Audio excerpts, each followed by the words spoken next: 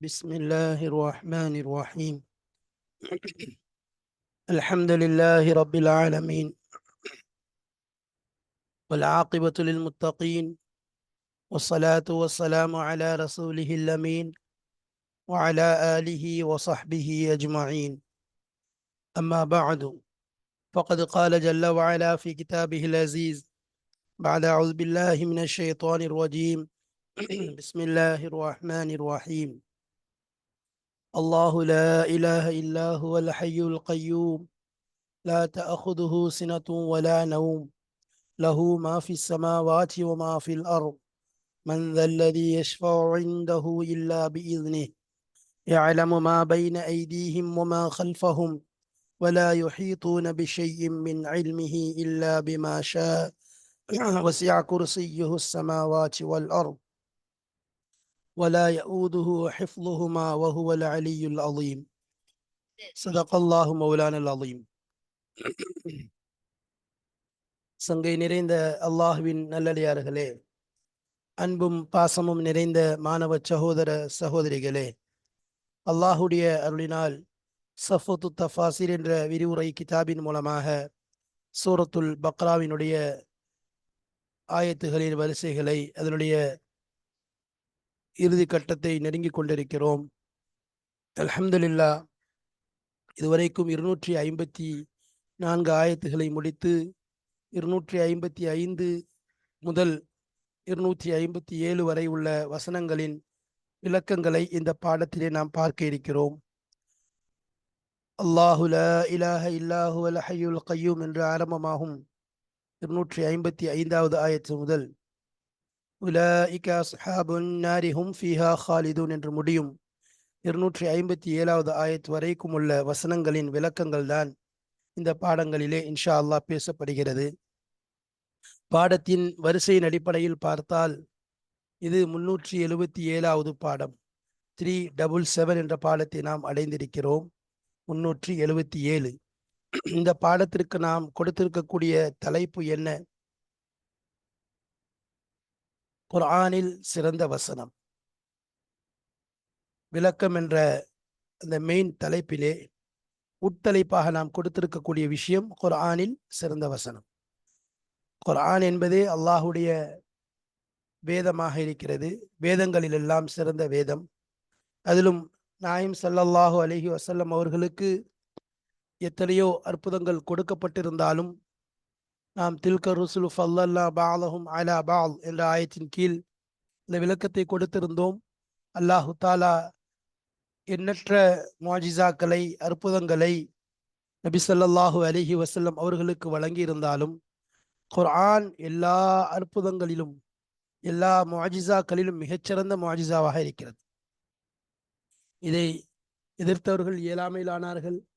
இதை போன்று கொண்டு வர வேண்டும் என்று நினைத்தவர்கள் பலகீனப்பட்டு போனார்கள்.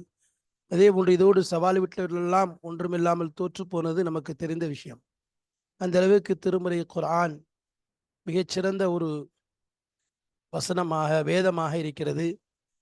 அல்லாஹு தஆலா இறக்கிய, வானிலிருந்து இறக்கிய வேதங்களிலே மிகச்சிறந்த வேதம் குர்ஆனாக இருக்கிறது. இந்த குர்ஆனை பற்றி குர்ஆனிலே எத்தனை இடங்களில் அதனுடைய சவால்கள், அதை பற்றிய விஷயங்கள், பொதுவாக எல்லா ரீதியான, உடல் ரீதியான, உள்ளம் ரீதியான பிரச்சனைகளுக்கு தீர்வு, உலகத்தின் ஒரு சமாதான தூதுதான் குர்ஆனாக இருக்கிறது. இது முஸ்லிம்களுக்கு மட்டுமல்லாது முழு மனித சமுதாயத்தையும் நேர்வழிப்படுத்தக்கூடிய ஒரு வேதம்தான் குர்ஆன். இந்த குர்ஆன் என்பது மிகச்சிறந்த ஒரு வேதம் என்பதில் எந்த சந்தேகமும் கிடையாது. அதிலுள்ள வசனங்கள், அதிலுள்ள இலக்கியங்கள், நம்முடைய கிதாபுடைய ஆசிரியர் கொண்டு வந்திருக்கக்கூடிய முந்தைய பாடங்களில் நாம் கூறியதை போன்று குர்ஆனுடைய ஆயத்துகளுக்கு அதிலே அல்லாஹு தாலா பொதித்து வைத்திருக்கின்ற இலக்கிய நயங்கள் ஒவ்வொன்றும் எந்த அளவிற்கு அதனுடைய இலக்கியத்தின் ஏற்ப முன்னால் உள்ளவர்களுடைய அந்த நிலைகளை கவனித்து அவர்களுக்குரிய வாசகங்கள், அவர்களுக்குரிய வார்த்தைகள், அதில் உள்ள தெளிவுகள், அழுத்தங்கள் முன்னால் இருக்கக்கூடிய உள்ளங்களை கவர வேண்டுமா கவரக்கூடியதாக இருக்கும். அவர்களுக்கு சுப செய்தி சொல்ல வேண்டுமா அதற்கேற்றாற்போல், அவரை எச்சரிக்க வேண்டுமா அதற்கேற்றாற்போல், இவ்வாறு பல கோணங்களில் இந்த குர்ஆனுடைய வார்த்தைகள் அதனுடைய எந்த அளவிற்கு என்றால் ஒரு மனிதர் அறியாமல் ஒரு கேள்வியை கேட்கின்றார். அறியாமல் புரியாமல் ஒரு கேள்வியை கேட்டால் அவருக்கு எவ்வாறு பதில் சொல்ல வேண்டும் என்பதை கூட குர்ஆன் நமக்கு உஸ்லூபுல் ஹக்கீம் என்ற அடிப்படையிலே கற்றுத் தந்திருக்கிறது. அதற்கு உதாரணமாக யஸ்அலூனக அனில் அஹில்லா, பிறையை பற்றி கேள்வி கேட்கிறாங்க. அவங்களுடைய கேள்வி பிறை தேய்ந்து கொண்டே இருக்கிறது, வளர்ந்து கொண்டே இருக்கிறது, இதனுடைய நிலை என்ன என்று கேட்கும் பொழுது இந்த கேள்விக்குரிய பதிலை சொன்னால் அவர்களால் புரிந்து கொள்ள முடியாது. ஏனென்றால் இந்த கேள்வியே அவர்களிடமிருந்து கேட்க வேண்டிய நிலை அவர்கள் அப்படிப்பட்ட நிலையில் கிடையாது. ஏன்னு சொன்னா இது வானளாவிய அஃப்லாக் என்ற ஞானங்களில் ஊறிய அந்த மனிதர்களுக்கு தெரிஞ்ச விஷயம். அப்படிப்பட்ட கேள்வி இவர்கள் கேட்கும் பொழுது அல்லாஹ் அதற்கேற்றார் போல் குல் ஹிய மவாக்கீத்து லின்னாஸ் வல் ஹஜ், அல்லாஹ் அதற்கேற்ற அவர்களுக்கேற்ற பதிலை கூறுகிறான். இதெல்லாம் குர்ஆனுடைய ஒரு தனிச்சிறப்பு வாய்ந்த விஷயங்களாக இருக்கிறது. எனவே அந்த குர்ஆனுடைய ஒவ்வொரு சூறாக்களும் சரி, ஒவ்வொரு ஆயத்துகளும் சரி, ஒவ்வொரு ஒவ்வொரு ருக்குகளும் சரி, எவ்வாறு அது பிரிக்கப்பட்டிருக்கிறதோ அவைகள் அனைத்தும் உயர்ந்தது, சிறந்தது, ஒவ்வொன்றும் மகத்தானது. அதை மதிக்க வேண்டியது, அதனை நாம் மனதில் ஏற்ற வேண்டியது, அதை கொண்டு நம்முடைய ஒவ்வொரு தேவைகள் நிறைவேற்றக்கூடிய அளவிற்கு இந்த குர்ஆன் இருக்குதே நமக்கு வழிகாட்டக்கூடியதாக இருக்கிறது. இந்த குர்ஆனிலே சிறந்த சூறாக்கள் என்று உண்டு. இந்த குர்ஆனுடைய இதயம் என்று சொல்லப்படக்கூடிய அளவுக்கு சூரத்துல் யாசீனை சொல்கிறோம். குர்ஆனிலே குர்ஆனின் ஜீனத்துல் குர்ஆன், குர்ஆனின் அழகு அலங்காரம் அல்லது குர்ஆனுடைய அலங்காரம் என்ற அடிப்படையில் சூரத்துல் ரஹ்மானை சொல்கிறோம். இதுபோன்று பல வசனங்கள், அதில் உள்ள ஒவ்வொரு சூறாக்களுடைய அந்த அந்தஸ்தும் அதற்குரிய பாதுகாப்பு, அதன் மூலம் நமக்கு கிடைக்கக்கூடிய பாதுகாப்பும் எண்ணிலடங்காததாக இருந்தும் கூட குர்ஆனினுடைய சிறந்த வசனங்கள் என்று சிலது இருக்கிறது. குர்ஆன்ல ஒவ்வொரு வசனங்களும் மிக்கதாக முக்கியத்துவம் வாய்ந்ததாக இருந்தாலும் அதில் சில வசனங்கள் மிகச்சிறந்த வசனங்களாக இருக்கிறது. அந்த வசனத்தை பற்றித்தான் நாம் இப்பொழுது இங்கு பார்க்க போகிறோம். குர்ஆனில் சிறந்த வசனம் என்று எடுத்துக்கொண்டால் நாம் ஓதுகிறோமே ஆயத்துல் குர்சி என்று சொல்லப்படக்கூடிய அல்லாஹு லா இலாஹ இல்லாஹுவல் ஹய்யுல் கய்யூம், இந்த வசனம் இருக்கிறதே குர்ஆனிலே சிறந்த வசனமாக இருக்கிறது. நாயம் ஸல்லல்லாஹு அலைஹி வஸல்லம் அவர்கள், உங்களுக்கு நான் குர்ஆனில் மிகச்சிறந்த வசனத்தை சொல்லித் தரட்டுமா என்பதாக சஹாபாக்களிடம் கேட்கும் பொழுது, யார் ரசூலல்லாஹ் கற்றுத்தாருங்கள் என்று சொல்லும் பொழுது நபி ஸல்லல்லாஹு அலைஹி வஸல்லம் அவர்கள் இந்த வசனத்தை தான் சொல்லி காண்பித்தார்கள். ஏற்கனவே சொல்லியிருக்கிறோம், இந்த பக்ரா சூறாவே குர்ஆனுடைய ஒரு முக்கியமான ஒரு சூறா என்பதாக, குர்ஆனுடைய சினாமுல் குர்ஆன் என்பதாக சொல்லுவோம். குர்ஆனுடைய முக்கியமான, அதாவது எப்படி ஒரு ஒட்டகத்திற்கு ஒவ்வொரு விஷயத்திற்கும் ஒரு முக்கியத்துவம் வாய்ந்த ஒரு பகுதி இருக்குமோ அதே போன்று குர்ஆனுடைய முக்கிய பகுதியாக சூரத்துல் பக்ரா இருக்கிறது. அதிலும் அந்த பக்ராவிலே மிகச்சிறந்த ஒரு தலைமை ஆயத், தலைமைத்துவம் வாய்ந்த வசனம், சிறந்த வசனம் என்பது ஆயத்துல் குர்சி என்பதாக ரசூலுல்லாஹி ஸல்லல்லாஹு அலைஹி வஸல்லம் அவர்கள் சொல்லியிருக்கின்றார்கள். அந்த அளவிற்கு மகத்துவம் வாய்ந்த, கண்ணியம் வாய்ந்த மிகச்சிறந்த ஒரு ஆயத்தாக இந்த ஆயத்து இருக்கிறது. நபி ஸல்லல்லாஹு அலைஹி வஸல்லம் அவர்களே சஹாபாக்களுக்கு கற்றுக் கொடுத்திருக்கிறார்கள். அதில் இருக்கக்கூடிய ஆயத்தை பற்றி தெரியுமா? சிறந்த ஆயத்தை, கண்ணியமான ஆயத், உயர்ந்த ஆயத்தை என்று சொல்லும்போது நபி ஸல்லல்லாஹு அலைஹி வஸல்லம் அவர்கள் இந்த சூரத்துல் பக்ராவினுடைய ஆயத்துல் குர்சியை மிகச்சிறந்த ஆயத் என்பதாக சஹாபாக்களுக்கு கற்றுக் கொடுத்திருக்கிறார்கள். எனவே இந்த குர்ஆனில் உள்ள ஆயத்துல் குர்சியை நாம் அதிகமாக நாம் அதிகமாக முதலாவது ஒவ்வொருவரும் சிறுவரிலிருந்து பெரியவர் வரைக்கும் இந்த வசனம் மனனத்தில் இருக்க வேண்டும். அது மட்டுமல்ல, இது ஒவ்வொரு நிலைகளிலும் தேவைக்கேற்ப ஓதக்கூடிய ஒரு வசனமாக இருக்கிறது. அதே போன்று இதிலே அல்லாஹு தாலா தன்னுடைய முழு குதரத், முழு சக்தியையும் கொடுத்திருக்கிறான். அவனுடைய சக்தியை பற்றியும் சொல்லியிருக்கிறான். இன்னும் அவனுடைய ஆற்றல், வல்லமை அனைத்தும் இதில் இருக்கிறது. அதோடு சேர்த்து இதை கொண்டு பாதுகாப்பிற்கென்று எல்லா விதமான மனித ரீதியான, ஜின்கள் ரீதியான,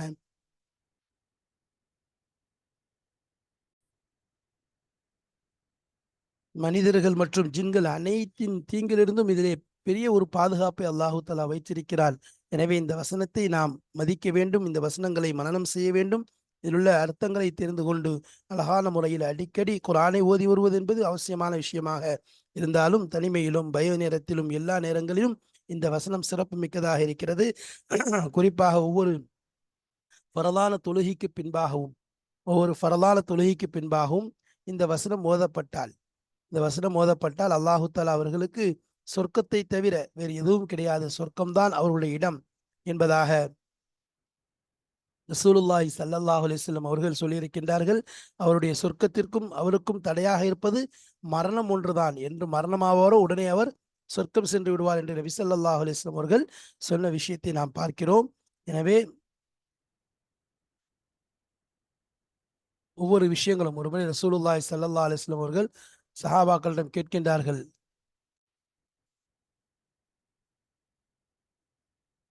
ஒவ்வொரு விஷயங்களும் உங்களுக்கு நான் குரானிலே இவ்வாறு குரானுடைய ஒவ்வொரு விஷயங்களும் நமக்கு ஒரு வழிகாட்டக்கூடியதாக இருக்கிறது. எனவே இந்த ஆயத்தில் குர்சியுடைய மகிமையை உணர்ந்து இதை நாம் அதிகமாக ஓதி வரக்கூடிய பாக்கியத்தை அல்லாஹ் தர வேண்டும். இதன் விளக்கங்களை, இதனுடைய தெளிவுகளை கிதாபுடைய ஆசிரியர் எவ்வாறு கொண்டு வருகிறார் என்பதை இன்ஷா அல்லாஹ் கிதாபின் மூலமாக பார்ப்போம். வாருங்கள் கிதாபிற்குள் செல்லலாம். பிஸ்மில்லாஹிர் ரஹ்மானிர் ரஹீம். அல்லாஹு லா இலாஹ இல்லா ஹுவல் ஹய்யுல் கய்யூம். التفسير. الله لا إله إلا هو الحي القيوم. அல்லாஹு தாலாவை தவிர வேறு எவரும் கிடையாது. இறைவன் என்பவன் யாரும் இல்லை. ஹுவல் ஹய்யுல் கய்யூம், அவனே நித்திய ஜீவனாகவும் நிரந்தரமானவனாகவும் இருக்கிறான். ஐ அல்லாஹ், ஐ ஹுவல்லாஹு ஜல்ல ஜலாலஹுல் வாஹித். அல்லாஹ் ஹுவல்லாஹுல் ஜல்ல ஜலாலஹு அல் வாஹித் அல் அஹத் அல் ஃபரத் அல் சமத். அல்லாஹ் இருக்கிறானே அவன் ஒருவனாக இருக்கிறான். கண்ணியம் நிறைந்த அல்லாஹ் ஒருவனாக இருக்கிறான். அல்லாஹ் தனித்தவனாக இருக்கிறான். அல் ஃபரத், எந்த ஒரு கூட்டும் இல்லாதவனாக இருக்கிறான். அஸ்ஸமத், எந்த தேவையும் இல்லாதவனாக இருக்கிறான். துல் ஹயாத்தில் காமிலத்தி, முழுமையான வாழ்க்கையுடையவன். அதாவது முழு வாழ்க்கை, குறை வாழ்க்கை என்பது கிடையாது. அவனுக்கு முழு வாழ்க்கை எவ்வளவு யாருக்கும் தெரியாது. துல் ஹயாத் என்றால் முழுமையான வாழ்க்கை கொண்டவன். இடையில முடியக்கூடிய வாழ்க்கை மனிதனுடைய வாழ்க்கையாக இருக்கிறது. அல்லாஹ்வுடைய வாழ்க்கை துல் ஹயாத், முழுமையான வாழ்க்கை கொண்டவன். எந்த விதமான குறை கிடையாது, இதற்கு முடிவு கிடையாது, அதற்கு எந்தவித முடிவும் கிடையாது. அப்படிப்பட்ட நிலைதான் இந்த அல்லாஹ்வுடைய வாழ்க்கை. அதுதான் துல் ஹயாத்தில் காமிலத்தி, பரிபூர்ணமான வாழ்க்கை கொண்டவன், முழுமை நிறைந்த வாழ்க்கை கொண்டவன். முடிவு கிடையாது, குறை கிடையாது. அல் பாக்கியித் தாயிம் அல்லதி லா யமூத். அல் பாக்கியித் தாயிம்னா நிரந்தரமானவன், நிலைத்தவன். நிரந்தரமானவன், நிலைத்தவன். அல்லது எப்படிப்பட்டவன்? லா யமூத், மரணம் என்பதே அவனுக்கு கிடையாது. அல் காயிமி அலா தத்பீரி ஷுஊனில் ஹல்கி பிர்ரிஆயத்தி வல் ஹிஃப்லி. இன்னும் நிலையானவன்.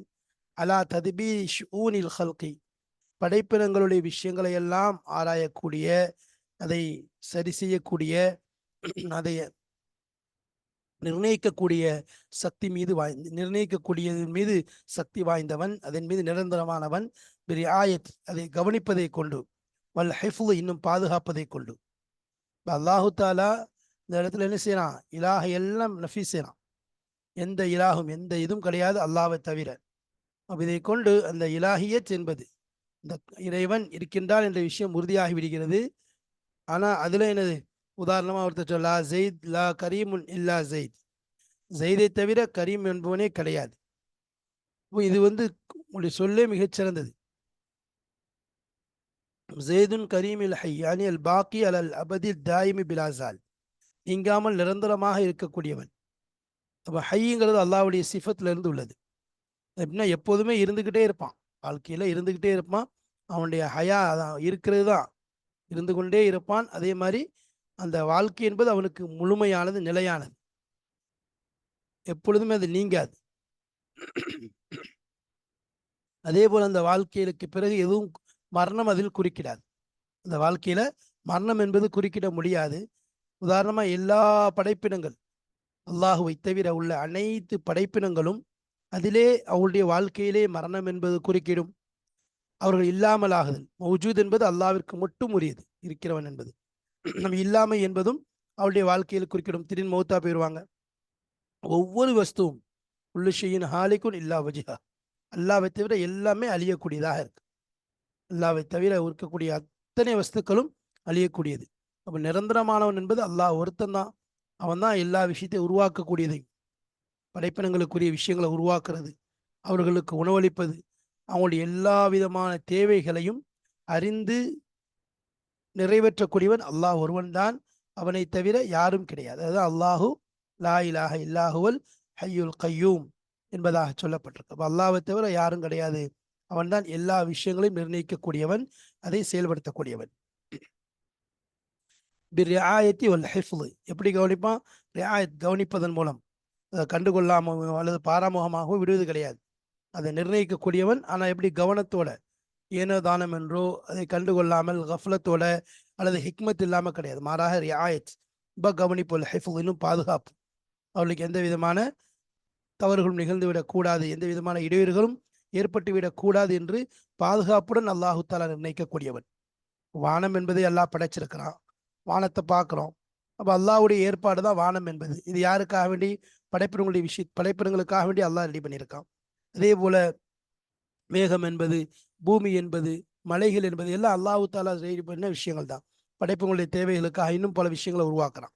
ஆனால் அனைத்தையும் கவனிப்பு அவள் அல்லாஹ்வுடைய கண்ட்ரோலில் தான் இருக்கு. எதுவும் அவனை விட்டு மீறிட முடியாது. வானம் திடீர்னு கீழே விழலாம் விட முடியாது. அது மாதிரி ஹிஃபில், பாதுகாப்பு. பாதுகாப்பு என்ன? எந்த விதமான அதாவது இந்த மலைகள் திடீர்னு உடஞ்சி விழுந்துச்சு இப்படி கிடையாது. அல்லாஹு தாலா அதை பாதுகாத்து கொண்டிருக்கிறான். ஆனால் சில நிலைகள், அவர்களுடைய செயல்பாடுகள் மனிதர்களுக்கு ஒரு எச்சரிக்கைக்காக சில சந்தர்ப்பங்களில் சில விஷயங்கள் ஏற்படுமே ஒழிய, மாறாக அனைத்தும் அல்லாஹ்வுடைய கண்ட்ரோலில் அல்லாஹ் பாதுகாப்பாகத்தான் அவைகளை செயல்படுத்தி கொண்டிருக்கிறான். அதை கொண்டு மனிதன் முதலாவது நிம்மதி அடைந்திருக்கிறாளே, அதுவே அல்லாஹுடைய குதிரத், அல்லாஹுடைய அந்த கவனிப்பில் உள்ள அந்த மகத்துவத்தை வெளிப்படுத்துகிறது.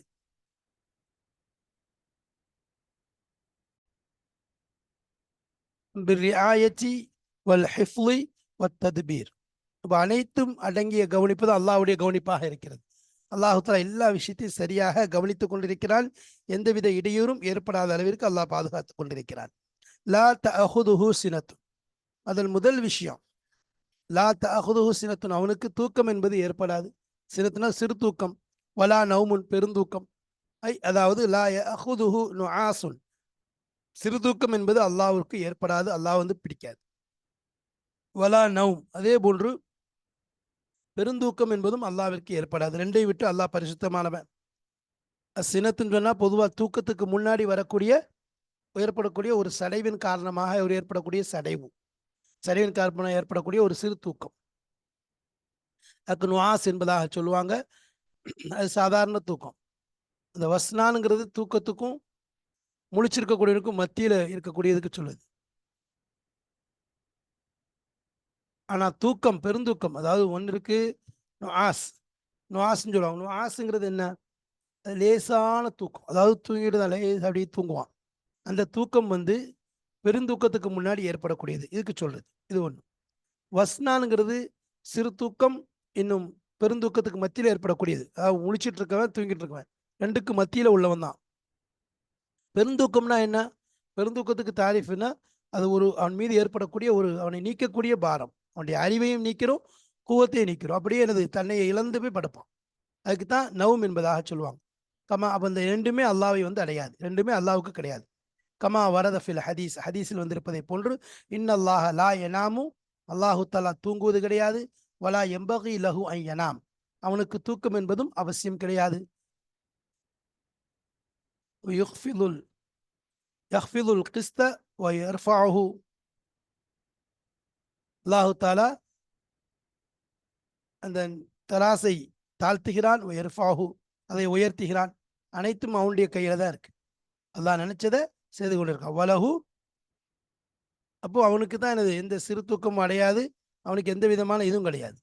இப்போ ஹதீஸில் வருது என்ன? நிச்சயமா அல்லாஹு தாலா தூங்குறது கிடையாது. அல்லா எம்பாகி, அவனுக்கு தூக்கம்ங்கிற தேவையும் கிடையாது. அப்போ அந்த தராசன் கீழே இறக்குறான், ஏற்றுறான், எல்லாமே அவனுடைய கையில தான் இருக்கு. எருஃபோ ஐலுஹு இலைஹி அமலுல்லைல், இரவுடைய அமல்கள் எல்லாம் அவனை போய் அடைகிறது. கபலன் நஹார், பகலுக்கு முன்னாடி. அது மாதிரி அமலுன் நஹார், பகலுடைய அமல்கள் எல்லாம் அவனை போய் அடைகிறது கபலல்லைல், இரவுக்கு முன்னால். இப்படி மாற்றி மாற்றி அடைஞ்சு கொண்டே இருக்கிறது. இரவுடைய போய் அமல் செய்யறதுக்கு முன்னாடி பகலுடைய அமலுக்கு முன்னாடி இரவுடைய அமல் செய்து, அப்போ அவனுக்கு இடையில இருக்கக்கூடிய இது என்னன்னு சொன்னா ஒளியால திரைங்கிறது இருக்குது. ஒளி அதே மாதிரி ஒரு ரிவாயத்தில் நெருப்புன்னு இருக்கு. அல்லாவுக்கும் மற்ற மலக்குகள் மற்றவங்களுக்கு பற்றி இருக்கக்கூடிய ஒளி அல்லது நெருப்பு என்பதாக இருக்கு. அதை அல்லாஹ் அதை மட்டும் திரையை நீக்கிட்டான்னு சொன்னா, யாருடைய பார்வையெல்லாம் அதில் படுகின்றதோ அவரெல்லாம் எரிந்து பொசுங்கி போய் விடுவார்கள் என்பதை அல்லாஹு தாலா தன்னுடைய ஹதீஸ்ல நபி ஸல்லல்லாஹு அலைஹி வஸல்லம் சொல்லி காமிச்சாங்க. அல்லாஹ் என்ன செய்யறான், அவனுடைய கிறிஸ்துங்கிறது உணவு ஏற்பாடுகளை சொல்லலாம், மகளுக்குரிய விஷயங்கள். அந்த இடத்துல கிறிஸ்ட் அப்படிங்கிறத கொண்டு தராசில ரிஸ்க், அவனுக்கு ரிஸ்க் என்ன செய்யறான், அவங்களுக்கு தேவையான அளவு கொடுக்குறான். மற்ற இடத்துல மீசான் தராசு என்பதாக சொல்லலாம். மீசானை எடுத்துச்சுனா உயர்த்துறான், தாழ்த்துறான்.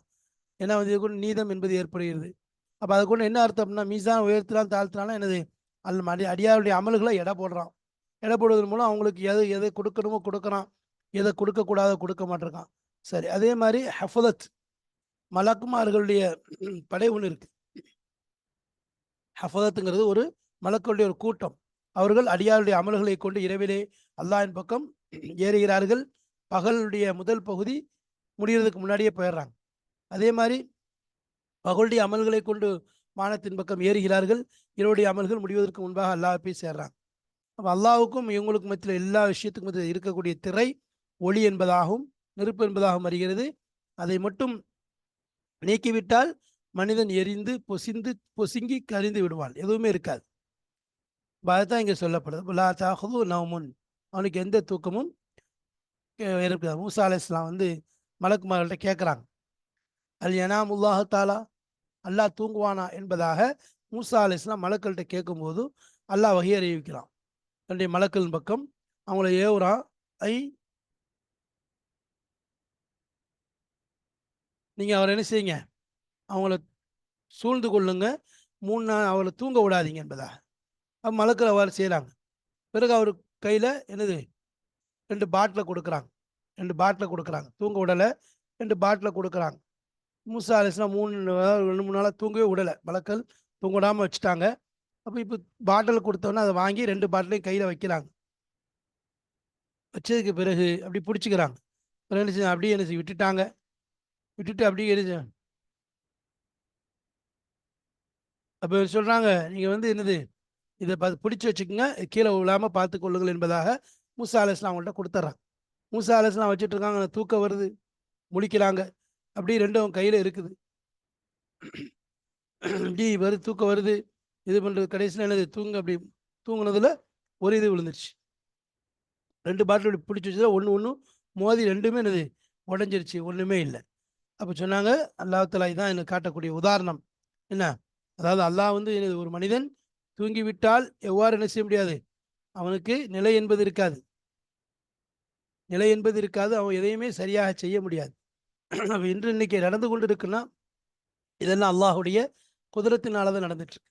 மூசா அலைஹிஸ்ஸலாம் அந்த கேள்வி கேட்டாங்களே அப்படின்னு சொல்லி சொன்னால், அந்த கூட்டத்தார்கள் என்ன செஞ்சாங்க, நான் அல்லாஹ்வை பார்க்கணும் அப்படின்னு கேட்ட மாதிரி இது மூசா அலைஹிஸ்ஸலாமுடைய ஒரு சின்ன கேள்வி தானே ஒழிய, ஆனால் அல்லாஹை பற்றி அவங்க நல்லா அறிஞ்சிருக்கிறாங்க, அல்லாஹ்வுடைய விஷயத்தை நல்லா அறிஞ்சிருக்கிறாங்க. அதனால இந்த கேள்வியை மூசா அலைஹிஸ்ஸலாம் என்பதன் பக்கம் கொண்டு சொல்றதை விட அந்த மக்கள் கேட்டார்கள். இந்த மக்கள் என்ன செய்றாங்க, மூசா அலைஹிஸ்ஸலாத்தை கேட்குறாங்க. மூசா அலைஹிஸ்ஸலாம் அதுக்குரிய பதிலை கேட்டு கொடுக்குறாங்க.